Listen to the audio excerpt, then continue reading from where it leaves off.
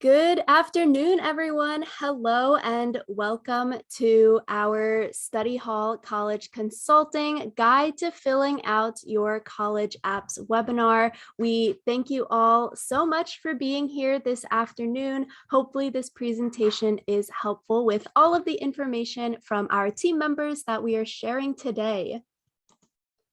So for the agenda this afternoon, we are going to start by introducing our Study Hall College Consulting team, go a little bit into our services, what we offer, and then we'll get into the presentations. So we'll start off with Sarah's advice for balancing your college application and schoolwork. Then we'll go into my advice related to activities section, and then Navia's advice regarding letters of recommendation and parent guidance.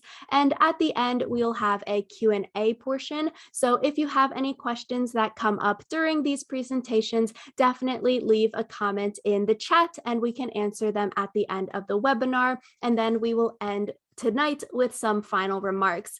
So if you stay until the end of the webinar, you can get a 10% off your next Study Hall College Consulting purchase. So stick around till the end and we'll be putting a code on the screen for you to fill out a form in order to receive that 10% off your next purchase. So a little bit about me. My name is Rachel. I graduated from UC Berkeley in the class of 2020, where I double majored in cognitive science and legal studies. I am originally from Maryland, and I'm currently working at an intellectual property law firm in Washington, D.C. This past admission cycle, I was an undergraduate external admissions reader with UC Berkeley. And so for me, some work and internship experience throughout high school and college. For college, I was a senior resident assistant, also known as SRA. So very similar to a normal resident assistant, living in the dorms with the freshmen or transfer students and making sure their transition to college is a smooth one. I was also a hiring and training coordinator where I worked to, as the title suggests, hire and train the resident assistants as well as peer tutors who worked in the dorms. I was also a campus ambassador, which is a tour guide on Berkeley's campus, and I was an intern in the ASUC as well as the ASUC is a club on campus. It's the big student government. I worked there as well. And then in high school and college, I had internships at NASA and other local political campaigns. So that is a little bit about me. All right. Hello, everyone. So I'm Sarah. A little bit about me. I graduated from the class of 2020 from UC Berkeley with an architecture major. And then I also minored in Spanish language and literature while I was there. And my hometown is Lafayette, California. So I've spent most of the time in California. I love it here. And my current job right now is a client success manager at a company called M-Train. They focus on workplace culture, unconscious bias, and things along those lines. And I'm working remotely currently right now, so kind of bouncing around. And in terms of my work and internship experience, the client success manager role, it was the same job I got right out of college. Other than that, while I was going to school, I worked for UC Berkeley as the virtual engagement coordinator. So when a lot of tours shut down for COVID, I was managing a lot of the virtual tours that we were giving to prospective students, working with the admissions team, as well as being the Cal Day coordinator. So UC Berkeley's annual Admitted Students Day, welcoming a bunch of students to campus who were interested in coming to Berkeley, and then also as a campus ambassador, much like Rachel and Navia as well. And then during school, I also had an internship as an SFO design trainee. So along the lines of my architecture interest, I worked for the international airport that's just close by to UC Berkeley. And then in terms of colleges accepted to, I applied to a lot of the UCs, as you can see on that list. I was accepted to most of those, and then applied to some other smaller private colleges along the West Coast as well that I was accepted to. All right, pass it to Navia. Hi, everyone. Thank you for being here. My name is Navia. I also went to Berkeley. I graduated in the class of 2021, where I double majored in public health with an honors distinction, as well as molecular and cell biology. I went to high school in Dublin, California, which is in the Bay Area. It's about 30-40-minute drive from Berkeley. But prior to that, I was born and pretty much raised in Massachusetts. So I was originally from New England. Currently, I'm working as a clinical research coordinator at UCSF, working in the oncology department while also applying to medical school. Prior to this year, in my first year between graduating and now post-grad, I was a medical assistant at ENT firm, or an ENT clinic, sorry, an ear, nose, and throat clinic.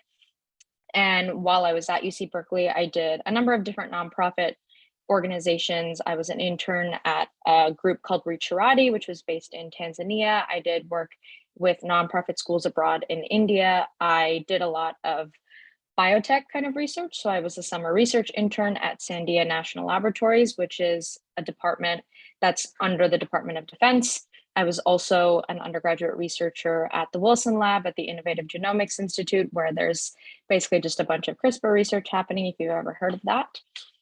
For myself, I applied pretty broadly. As I said, I grew up in New England, so I applied to a lot of schools on the East Coast, and I was living in California, and I had to at least give a shot to make use of that in-state tuition. So I did actually apply to most of the UCs, and I got into a good amount of them, and then I ended up at Berkeley. So yeah, we're excited to tell you all about how we got here today.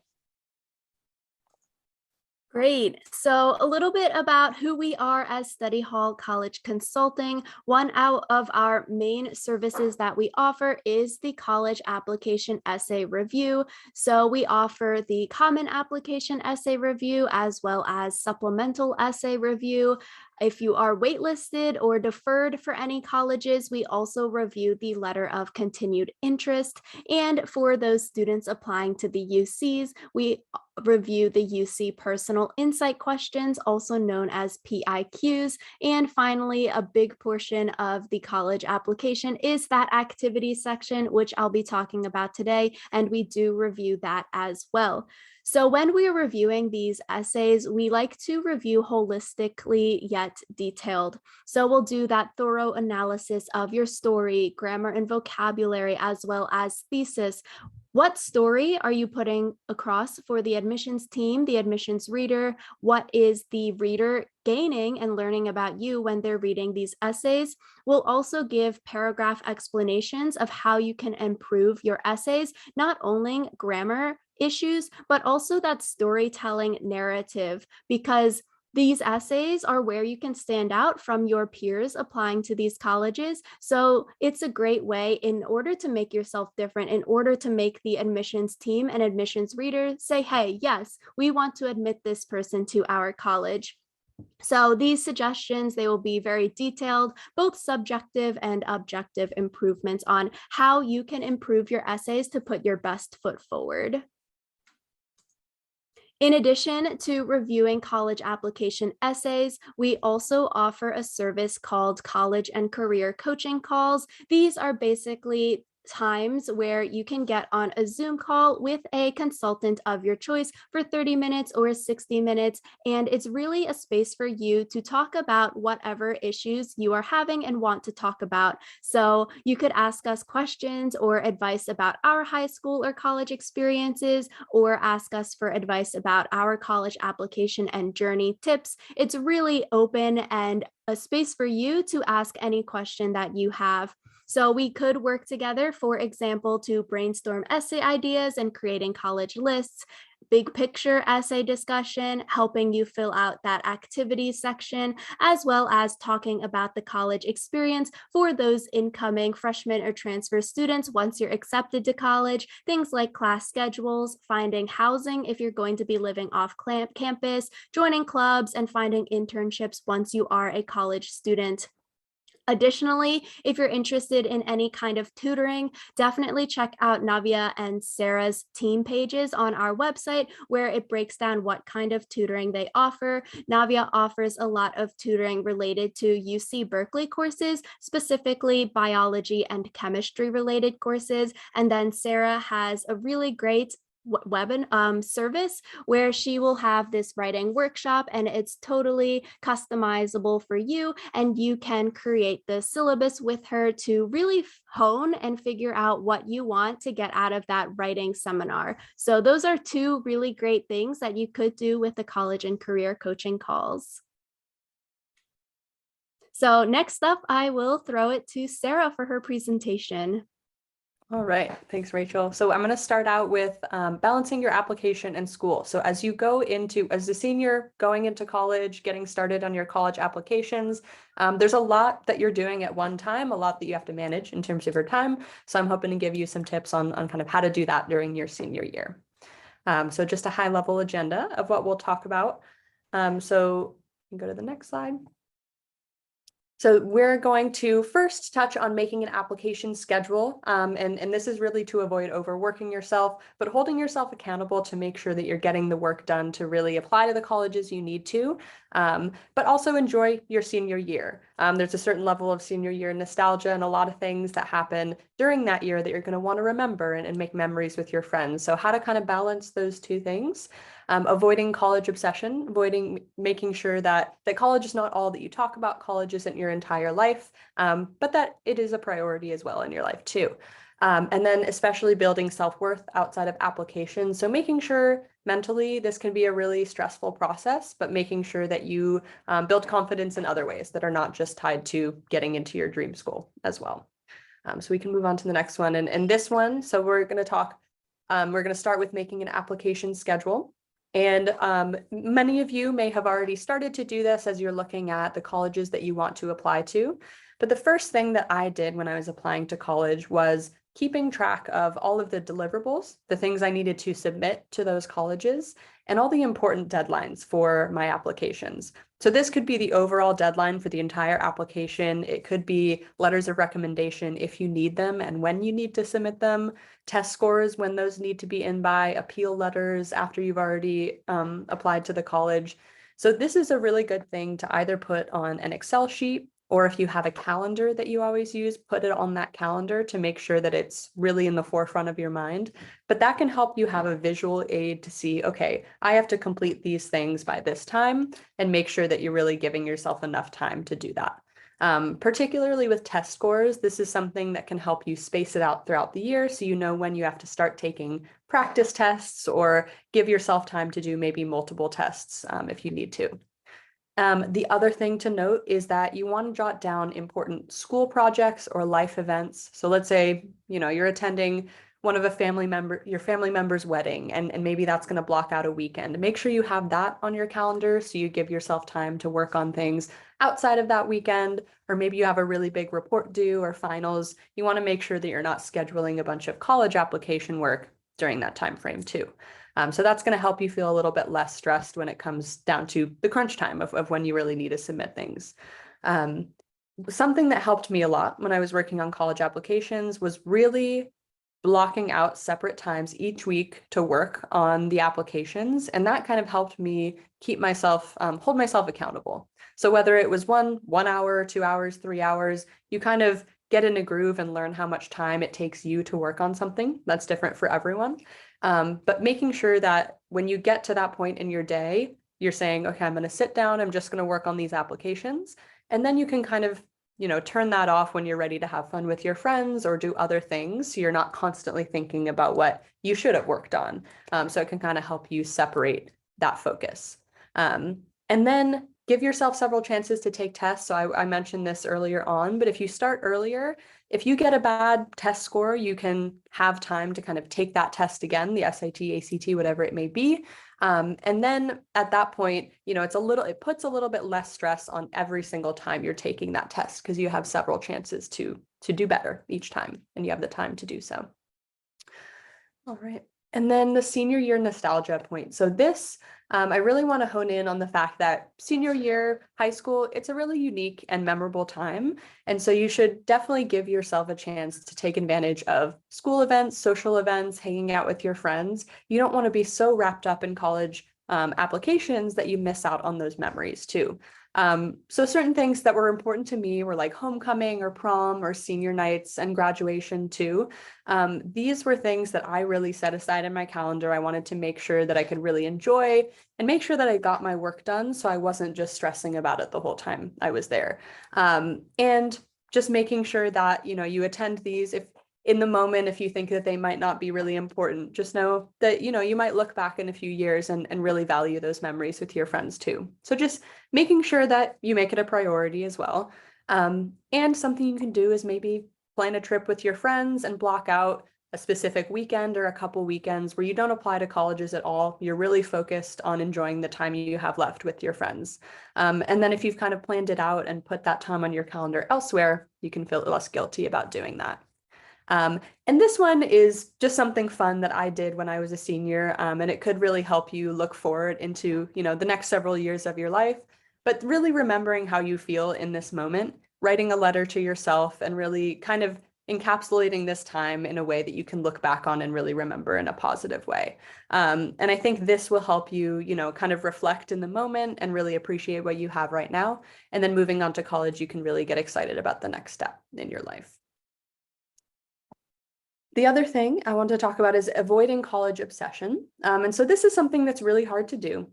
Really early on in our lives, I think a lot of our parents, a lot of the people around us talk about college a lot. It's really the next step, and you're always kind of preparing for, where are you going to go to college? What are you going to be when you grow up? Kind of conversations. But it's important to know that overworking yourself can lead to burnout and can be pretty unhealthy when college is all that you're thinking about, making sure you're getting in. It can feel really stressful. It can also be a pretty dividing time between friends. And some people feel hurt, or some people feel jealous if they're not getting into the same colleges or applying to the same level of colleges. So something that I would be aware of is that the friends around you notice if people are a little bit more quiet about the application process, and maybe find other things to talk about in your social circles as well. That can be hard sometimes because it's the front of everyone's mind senior year. It's really one of the biggest things happening. But make sure that you have you definitely have other things going on. So you can always talk about the hobbies that you're in or the different, trips that you've been on with your friends. Making sure that there are other things to talk about at the lunch table at school can help other people feel more included too. And it's going to come up. College is going to come up. You don't have to never talk about it, but just making sure that you invite other people in as well. The other thing that I think is really important is setting boundaries with your parents, especially if you have parents that, are really pushing for you to do really well and get into a great college. And it's always great to have that support and great to have that guidance. But it's important to, make sure that the college application process is going at your pace.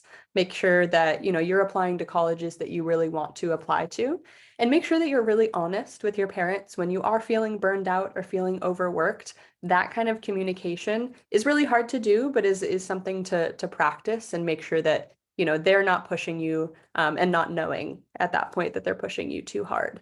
So just keep that communication open with your parents and make sure that they're, a supportive force versus a stressful force during this time.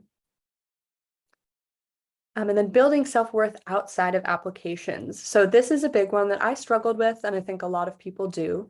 But thinking about college acceptance or rejection as something, really important in your life, obviously it feels really important, but it doesn't necessarily mean that you're a good or bad person. A lot of us can kind of fall into that hole of feeling really, really bad about ourselves if we didn't get into the college we wanted to, and kind of taking that judgment about, whether you were accepted or rejected, taking that as a determination of how successful you will be in life when it is not that way. It's really important to keep in mind that, colleges that we're applying to, there are thousands and thousands of colleges, and oftentimes we focus on just the top 50 or 100 or even a smaller group of colleges than that. And so there is an illusion of prestige that can make you feel, really bad about yourself when you don't get into quote unquote the perfect college.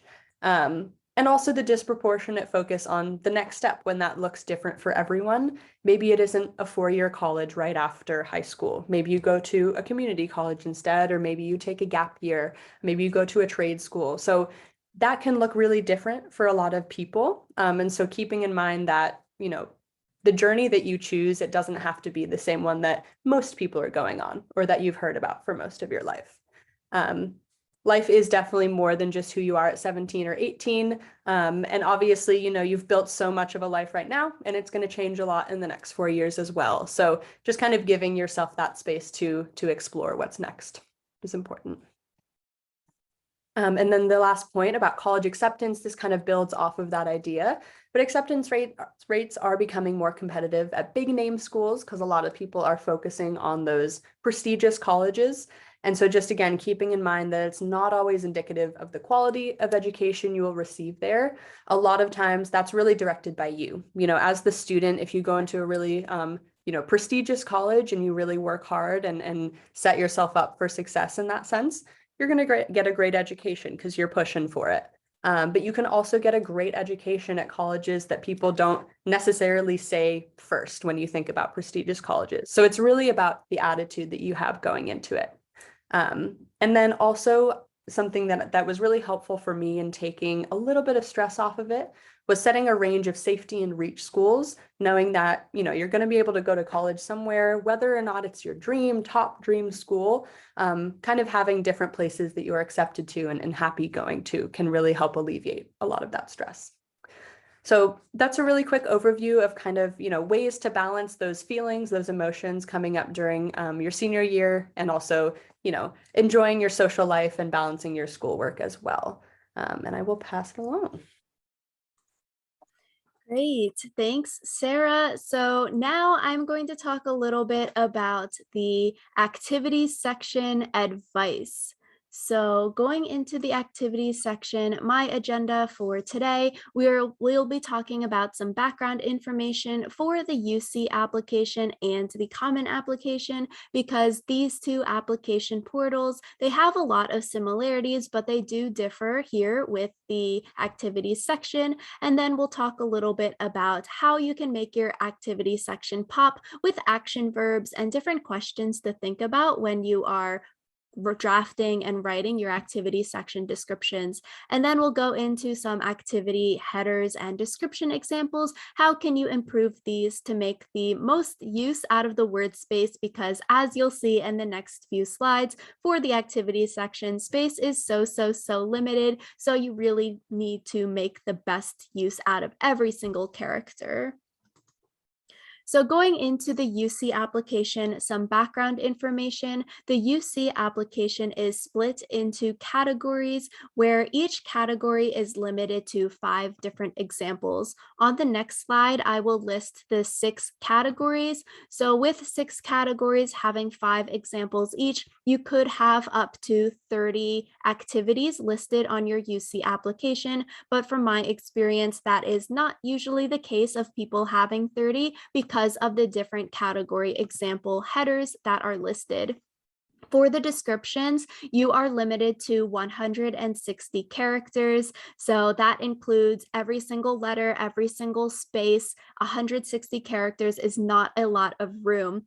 And then also on the activity section here, you will be listing the hours per week that you're involved in this activity and the number of weeks per year that you're involved in this activity. And then finally, on the UC application activity section, you will list what grades you participated in this activity for: 9th, 10th, 11th, 12th, past 12th grade if you are a transfer student.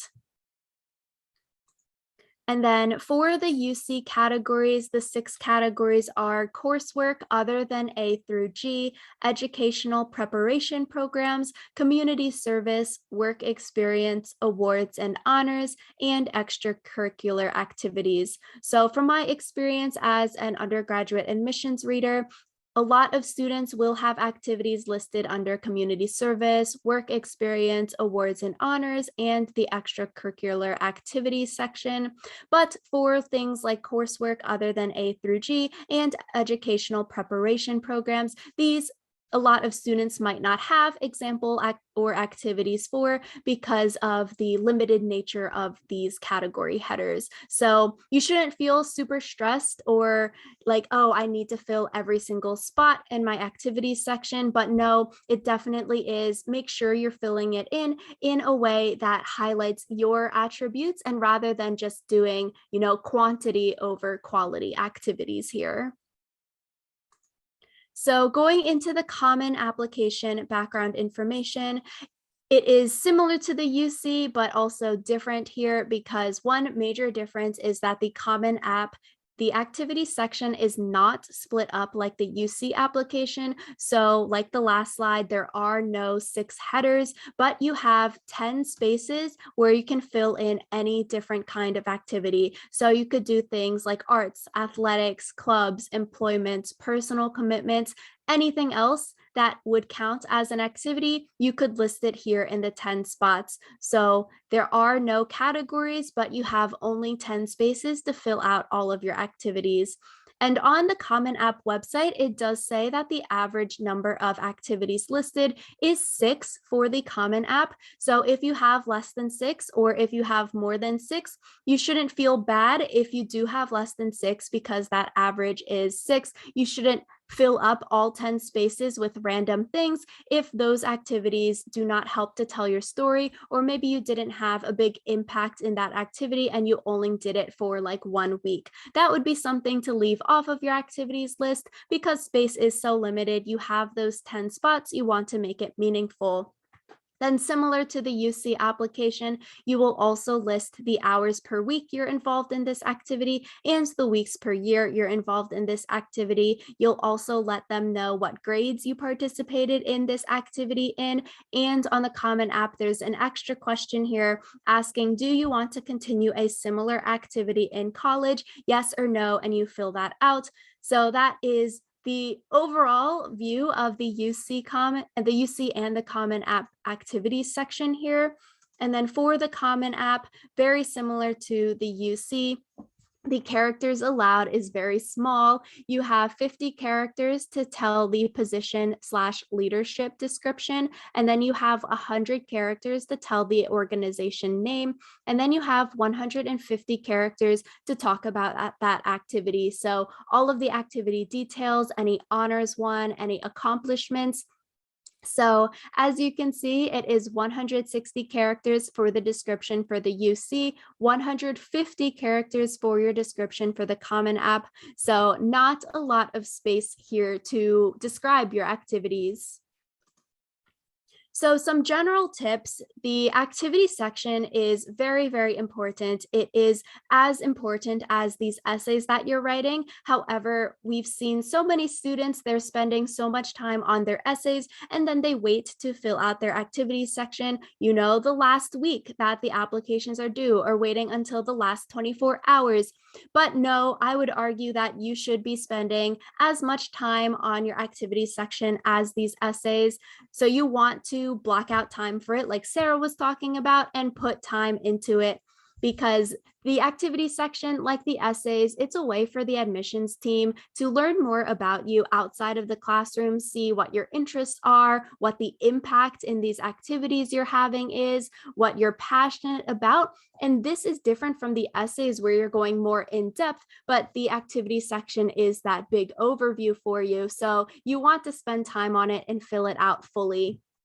Another general tip here would be to type out your activity section on a separate document like a Google Doc or a Word doc, because if you're typing it directly into your Common App or UC application and then just saving your work, you might have typos in your activities section, versus if you're planning your activities on a separate document, you can go in there, read it, view all of it, make sure there are no typos, make sure everything works. Maybe you have a parent or someone else look over your activities section as well. So I personally believe typing it on a separate document is useful so you can catch any errors and you can make any edits a lot easier than if you were typing it straight into the application portal. Similarly, for general tips, you do want to be selective on the activities that you're choosing to put on your activities list, because for the Common App, only 10 things. For the UC, you only have 5 in each category. You can't be listing every single little thing that you're involved in. So you do want to be selective. You want to include the activities that are very important to you, that help to tell your story, activities that maybe you were involved in 1, 2, 3, 4 years out of high school, versus activities where maybe it was like a fair and you were volunteering at this fair, but it was only for 2 hours a week, 1 week a year. That would be something to potentially leave off of your activities section, because when you're listing the hours per week and weeks per year, the admissions readers can see, oh, this is an activity that didn't have a lot of impact because it was only a one-time thing. Versus if you were involved in a fair that was like monthly and you were involved in this activity all 4 years of high school, that looks a lot better because of that impact, and you participated in the activity for a long period of time. So things like that, you do want to be selective in the activities you're choosing to help tell your story and get your points across. And finally, for general tips, you do not want to accidentally skip this section. As an admissions reader, I have seen many students for some reason leave this entire section blank. You do not want to on purpose or accidentally leave the whole thing blank, because then it is really, really difficult for the admissions readers to see who you are as a student outside of the classroom, because they don't see any of your activities from what you're doing after the school hours. So double check your work, proofread everything. If you're copying and pasting, making sure you're saving all of your work so that you don't actually submit an application that is missing all of this information.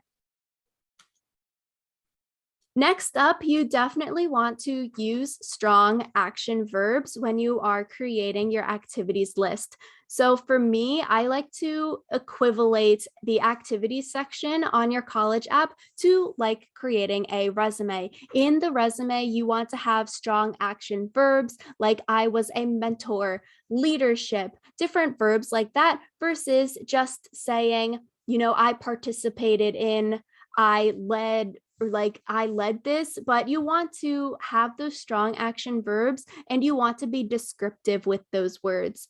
Similarly, you don't want to repeat your action verbs for every single activity using the same ones over and over. So you don't want to say like I led this activity, I was a leader in that activity, I led a team to go to state championships. You don't want to use the same verb over and over again.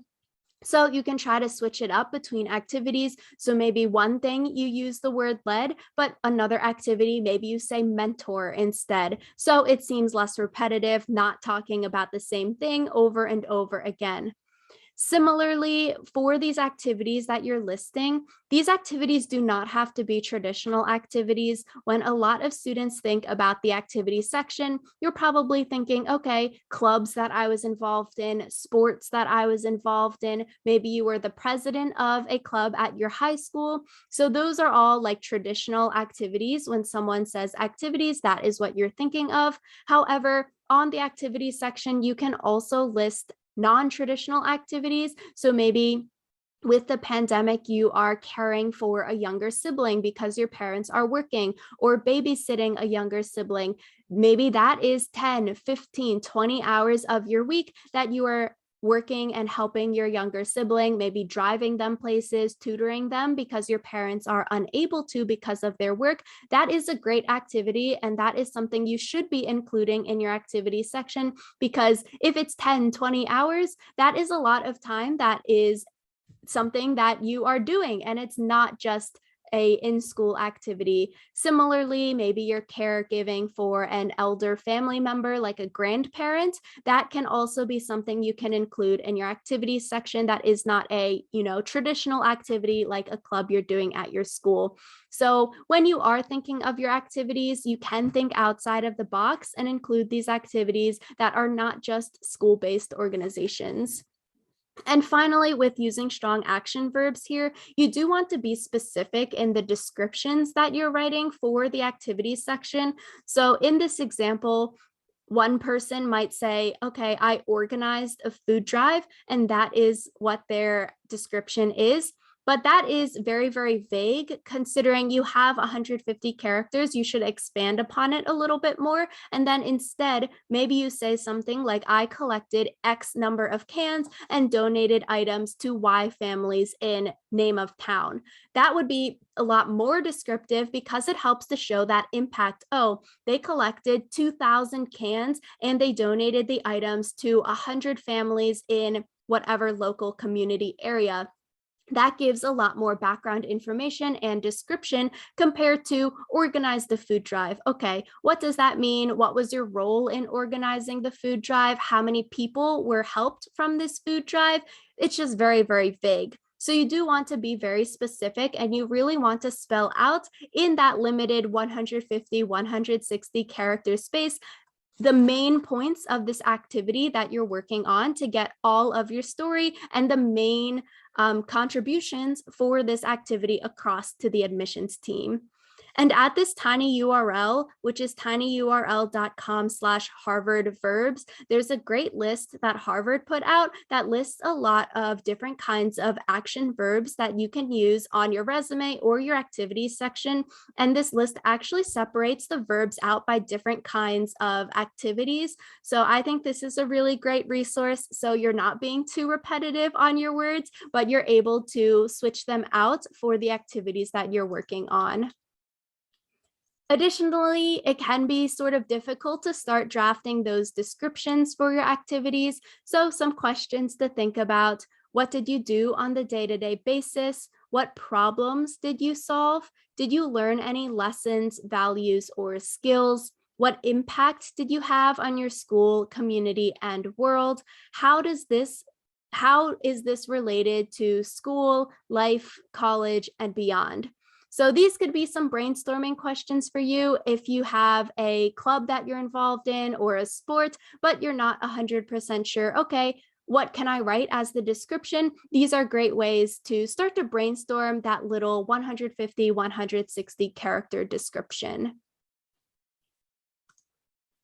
And finally, so you want to save space. 150, 160 characters is very short, so you do not want to repeat your words over and over again. Like on the UC application and in the Common App, you have that space for the activity name. And then in the Common App, you also have that space to describe the organization. So in the activity name, you want to say like your title and the name of the group.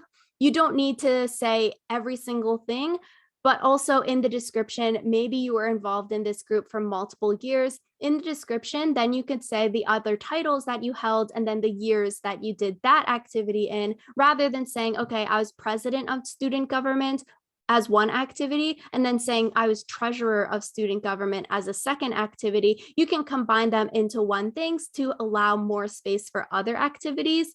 Additionally, with saving space and not repeating your words, you don't need complete sentences. So if you say you're the president of the group in your title, you shouldn't be repeating that same phrase in your description. So if you say you're the president of student government as the title, in the description, you don't want to say, as president of my year's student government, I did XYZ. Just start with X, like I did XYZ. So don't need complete sentences and don't repeat that title again in the description because it's already in the title. So here is an example. FBLA executive president and founder advertised first recruitment campaign with 33% student to membership conversion, manage daily communications, and lead competition training sessions. So the good thing about this one, it's not in complete sentences. They get many different attributes that they did in this club into their little description. And the action verbs here are very strong: advertised, manage, led. These are really good to demonstrate that leadership of president and founder of this group. My one thing here, you should definitely spell out FBLA. Even though this probably means Future Business Leaders of America, you should always spell out acronyms because it could be different from school to school or from different states. For example, one thing I read, it said the MESA club that the student was involved in. To me, when I see MESA, M-E-S-A, I think that stands for Middle Eastern Student Association. However, this student actually meant MESA, which stood for like, it was Mathematics Engineering Student Association. So for any kind of acronym, you really do want to spell it out, because there could be multiple similar acronyms where the admissions reader might not know what you're talking about if you just say the acronym there. Some more examples on this slide. The first one says DECA Executive Vice President, trained 7 state qualifiers, developed fundraising recruitment campaigns to raise $1,200 in 1 year, increased membership from 60 to 40 members in 2 years. Similar thing with acronyms, I would spell out DECA. For the Common App, you could stick what DECA means in the description of the organization. So spell that out, because people might not know what that acronym stands for. But similarly here, I do like their action verbs. So like trained, they're increasing membership. This is very, very descriptive. They gave you those quantitative numbers. I trained 7 people. We raised X amount of money. We increased membership from X number of people to X number of people. That is very, very descriptive. Similar to my organized a food drive example, this is a good example of having that information, that quantitative information for the reader to look at. The second example here, it says peer tutor, volunteered to tutor IMSA students in computer science, math, physics, chemistry, French, and biology. Similarly, you need to spell out what IMSA is. And I think this peer tutor example is a little bit weaker than the other examples. For me, when I see peer tutor and they just say volunteered to tutor these students and all of these subjects, yes, great, listing the subject is good, but I have a lot of questions about like the tutoring of the students. So like, who are these students? Are they like middle school students, elementary school students? What age are they? How many students did you tutor? So a way to improve this could be saying that you volunteer to tutor 10 like 5th grade students in these subjects. Because when you're keeping it vague here, volunteer to tutor IMSA students, that could mean maybe you tutored 1 student, but maybe you tutored 20 students. So saying I tutor 20 students looks a lot better than leaving it vague, or maybe someone assumes you only tutored 1 student from this activity. And also trying to make that quantitative information similar to the DECA example. Did these students' grades improve? Were they like getting D's before in math and now they're getting an A or B average? How did your tutoring help these students? That could help show the impacts that you had by tutoring these students. So those are a few examples for drafting your activity section, writing these descriptions. I think the biggest takeaway is that 150, 160 characters is so small. So when you're drafting these on a separate document, it is helpful with that second document. You can always delete, rewrite, and rework your activity descriptions to get them under that character count, which is very important, but also difficult because it is so short.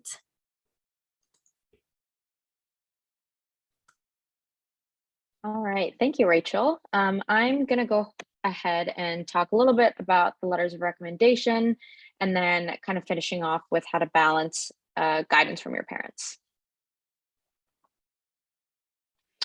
So again, the agenda, we're going to talk about letters of recommendation. We're going to talk about the timeline, who you should ask.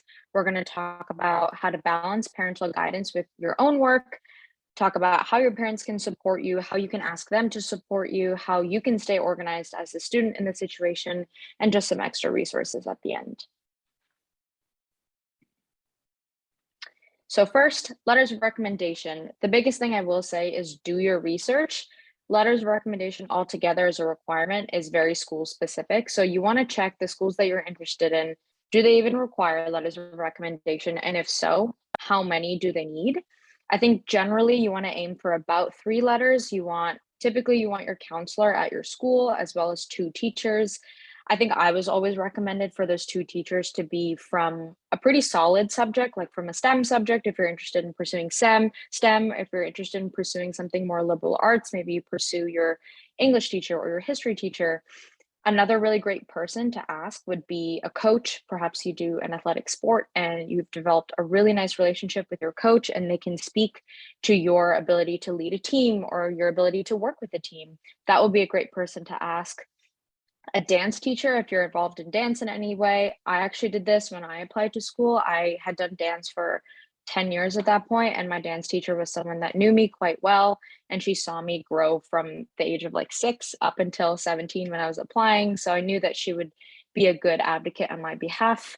Any mentors that you have, perhaps you did research in high school, or perhaps you did some volunteering organization, or you had some organization or volunteering group outside of school, and there's someone, an adult, that can speak on your behalf in that manner. That would be a great person. Or maybe you had a maybe you had a job and you have a boss at that job that can really speak to your ability to balance school with doing work and doing a really great job at work. So making sure that these people can speak to you as an applicant in a manner that's well-rounded.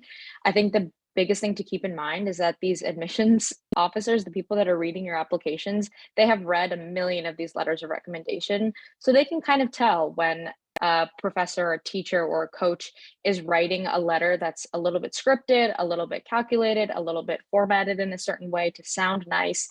But if you know that someone can add certain examples or certain adjectives that nobody else could, you want to make sure you highlight that, because you definitely want to put your best foot forward. So think long and hard about who you want to ask, and make sure that these people can speak to your ability to act as a student as well as a person, because ultimately that's what colleges are looking for. They're looking to see who is going to be coming to their campus and what have other professionals in academia or other professional spaces, how have they seen this person work. So definitely keep that in mind.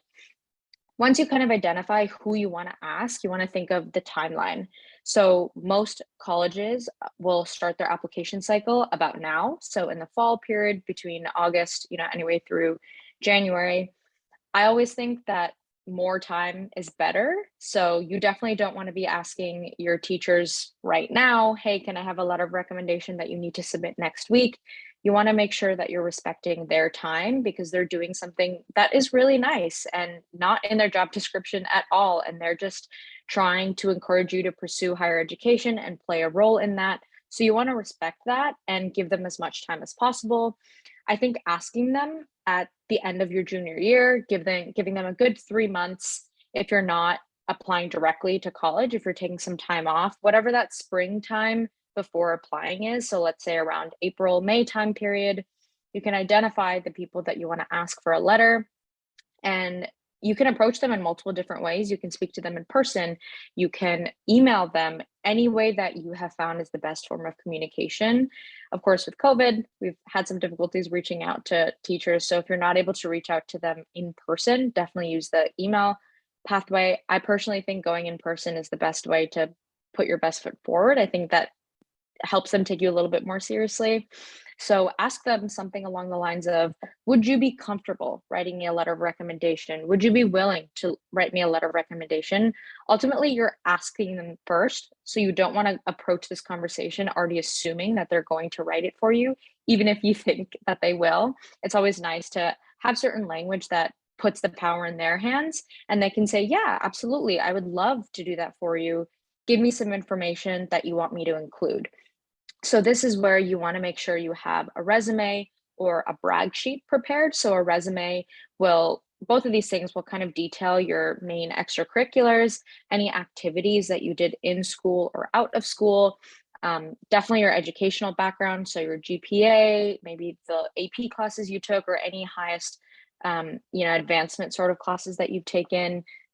You're welcome to include your standardized test scores, your AP scores, IB scores. You can talk about anything that you started, any organizations that you're part of, any hobbies that you have. Basically, these are the things that you want to give to your teacher so they can actually write a holistic letter. Of course, they only know how you have been in their classroom, but they have the power to include other things in the classroom as well. For example, they could say, this student was in my biology class and we did a lot of lab work, and I've seen them work really well in a team. And I can see that this strong teamwork and leadership abilities has translated to their work in XYZ organization that they're also part of at the school. So that kind of makes this more cohesive letter that, again, will help your letter stand out. You really want to avoid going to someone that doesn't really know you, that's just going to list out the things on your resume. You want someone that can actually write a story. For me, something I didn't actually know going into the letters of recommendation process is that some teachers will even ask you to write a draft of the letter and then they will edit it. They're busy people and they're willing to do this for you, but they might need a little bit of help. So for me, having a brag sheet already prepared kind of helped me figure out what I actually wanted to put in the letter. And I worked with like the TA at the time in my classroom, and I worked with some of my other peers to help draft a letter. It did feel really weird to praise myself or talk about myself in a way that was reflective of what the professor would say. But for me, I just knew I wanted to highlight certain personality traits, and I wanted my teacher to also express that in the letter. So I wrote up a draft, including the things that she had mentioned to me, and then I gave her the draft and she ultimately finished it. She had the resume on hand and tweaked it in her own way and then submitted it. So a lot of teachers and coaches and mentors have different ways of doing the letter of recommendation process, and you really want to give yourself as much time as possible. So that's the biggest things to think about for letters of recommendation. This is just an example of a brag sheet. So again, it includes GPA, test scores, any special classes you took, activities, any work experience, any awards, goals, notes.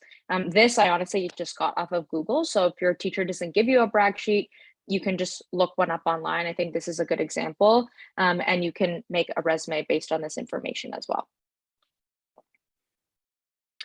All right, so the next thing I wanted to talk about is balancing parental guidance. I think Sarah started talking about this and she had really great things to say. And very similarly, I want to talk about the same kind of thought process of recognizing that this is your future that you're dealing with right now. You are making choices, active choices every day for the next how many ever months to figure out where you want to take your career, your profession, your life. So these are the things that you want to make sure you're taking lead in. But as a high schooler, of course, you're not going to know how to do everything. Nobody is expecting you to do that. And having your parents by your side is a really beautiful thing.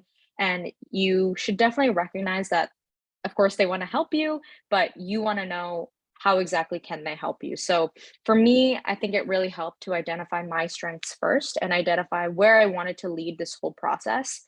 For me, I really love organizing. I like making spreadsheets. I like doing research. So I told my parents, hey, I'm going to do research on my own end. I'm going to make a spreadsheet that I will show y'all in the next slide. And then we can talk about how you can help support me through this process. So the next step is that communication with your parents. So perhaps for you, you want your parents' input on what schools to apply to. Maybe for some reason or the other, they don't really want you to go to a different state. Maybe they're helping pay for school and they would rather pay in-state tuition and then support you in that way. So you can take their guidance in selecting schools.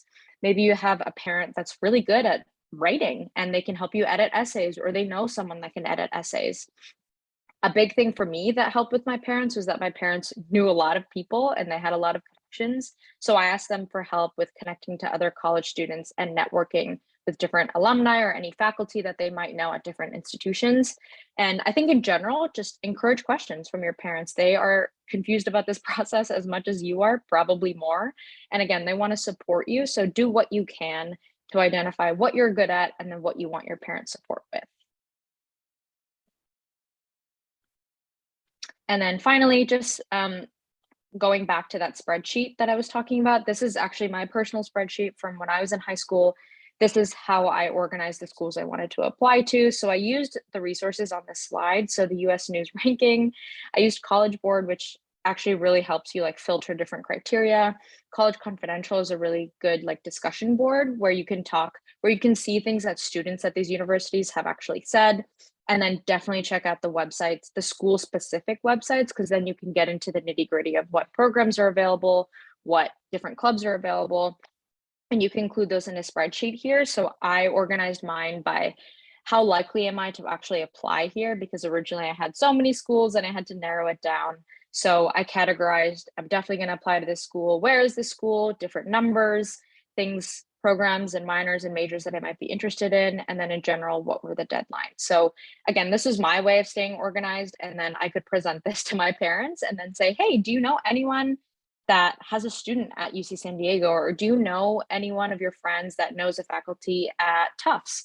And that was kind of the way that I balanced that relationship with my parents. So these are just my tips. Of course, all three of us are here to help you in any way that's good for you guys. And we have tons of resources online as well. So hopefully you learned something today.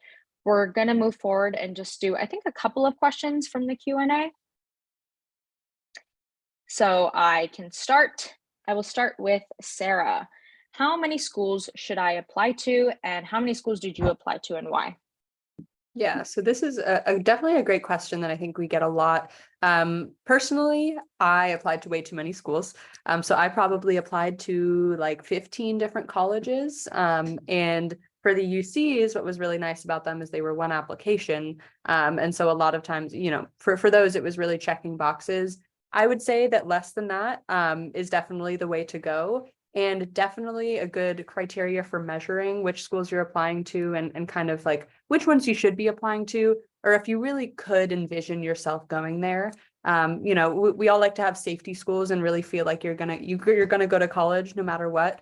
But definitely make sure that any school that you're especially you're paying money to create an application for, you really could see yourself at that school. So I would say, you know, fewer than I did, definitely. But you know, do it to the point where you will feel comfortable about the ones that you've applied to and your options there.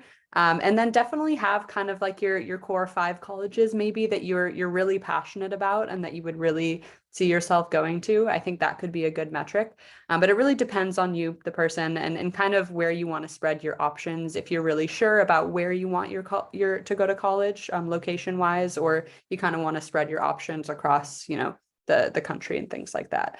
But that would be my quick guidance on that. Thanks, Sarah. I definitely agree. I think having a good variety of schools to apply to, a little bit there, a little bit there, having your reach schools, your more safety schools, definitely you want to cast a wide net. Our next question is for Rachel. The question is, can I use my activity sections as a basis for starting my college application essays? Yeah, I would definitely say so. I think for a lot of students, when you are writing these college app essays, you are probably going to be expanding upon something that you have written about already in your activity section, and that's totally okay. You don't want to think, oh, I'm going to be too repetitive by repeating something that's in my activity section in an essay, because the activity section, like I've said, is so short, 150, 160 characters. You probably cannot explain every single little thing that you did as a part of that organization or group unless you expanded upon it in your essays.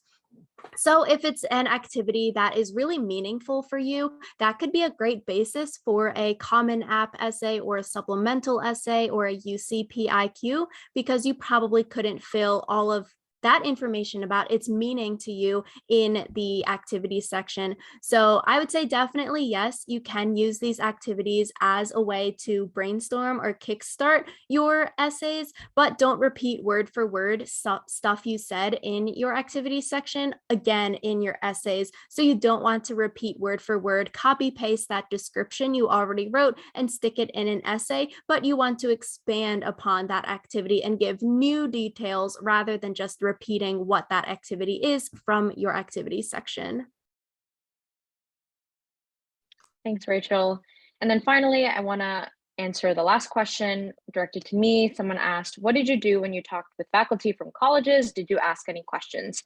Yes, I did. So I remember specifically, I spoke to a professor in the sciences at Boston University that my parents knew, and I was interested in biology at the university. So I asked department specific sort of questions. So I asked the faculty who's also a professor, I said, what is kind of your teaching style? What resources are available to students to learn about the course material outside of the lecture setting? Do you feel that your students felt supported? I think a really good thing to ask them is what they think is unique about their institution, kind of push them to selling the school, because you want to see what they would say that would maybe be different from what you could find on the website. And I actually spoke to this faculty professor before I submitted my supplemental to Boston University. So he mentioned some specific biology programs and research labs in the school that he thought was exciting and thought was doing great things and thought I would love to be part of. So I kind of included that in my supplemental essay as well. I said, hey, I spoke to this professor and he really sold me on this one program. And I think it would be really amazing for me to pursue that if and when I'm admitted to the university. So ask the faculty whatever you think is best. I think try to get the questions as specific as possible and ask what their experience has been at the university. All right, so that is our Q&A for today. I'm going to pass it off to Sarah and Rachel, who are going to finish off with some resources and last minute information. All right. So thank you to everyone who's joined us thus far. We just have some extras for you. So we believe that college, education should be really accessible. And so we have a variety of free resources and different ways you can get in contact with us for assistance. First and foremost, we have an advice blog. So this is on our website and we go through a bunch of different topics. I mean, anything under the moon, anything you could think of, we probably have covered in a blog. And we also post any advice that you want. So you can reach out to us and let us know what you want to hear about, and we'll write about it. So we've written about things like breaking down the common application essay prompts, really getting in there, finding research opportunities, letters of recommendation, choosing different colleges. So anything you could think of. And then in addition, we have a newsletter and we have a bunch of social media. So you can feel free to follow us on Instagram, visit our website, look at our LinkedIn, etc. We also post all these webinars on YouTube as well. And so if you want to rewatch any of this, you can feel free to do so. And for our newsletters, we post a bunch of updates about study hall, sometimes about the college application world. So you can subscribe to that newsletter for all the latest updates too. And lastly, thank you all for attending. So if you've stayed thus far, you can complete this form with this link that you can see on your screen. We will also throw it in the chat as well, just to make sure you can copy and paste it. But to receive 10% off of your next study hall college consulting purchase, submit that. And again, like I mentioned, we're uploading this to YouTube, so you can rewatch this video if you missed any of it or want to watch it again. So thanks so much. We hope to see you soon, whether it be in a coaching call or on another webinar, and have a great rest of your evening, everyone. Thank you.